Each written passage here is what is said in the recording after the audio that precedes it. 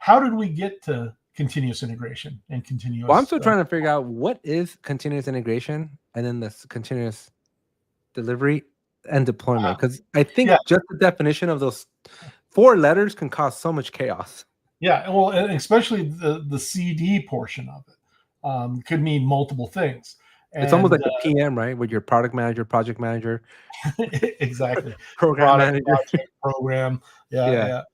So with CD, usually I see it as continuous delivery, but it could be continuous deployment. And then what's the difference between a deployment and a delivery? That is the mystery of the world, in my opinion. Yeah, I think multiple people define it different ways. The way I see it is deployment is delivering your code to a location. A delivery is that location has to be customer facing. But how is that not a deployment? It is a deployment. So deployment and delivery are basically the same thing. You use the word delivery if it's going to be customer facing.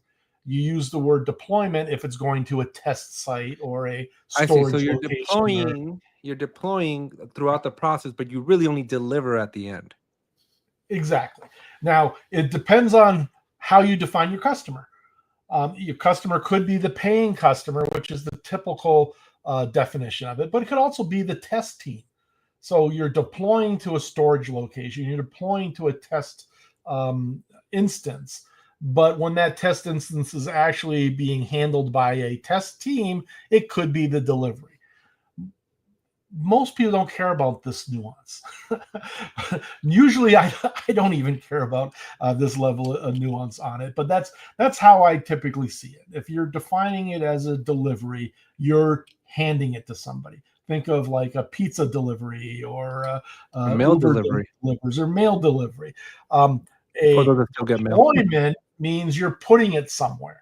So like a deployment could be, if we're going with the mail carrier analogy, the deployment is dropping it off at the mailbox or at the post office. The delivery is when they deliver it to the person it's addressed to. Okay, so now that we know what the D in CI/CD stands for, what is the significance of the I then? So that's continuous integration. So that's completely different from your delivery or your deployments.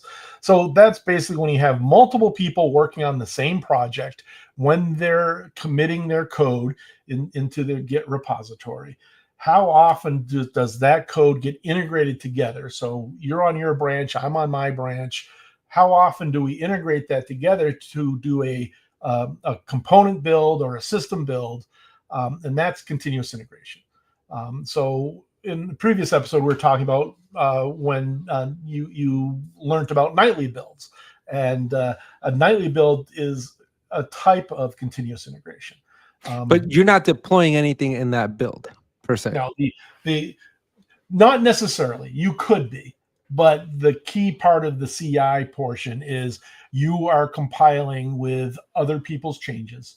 You're integrating your changes with the rest of the team, and you're possibly testing it.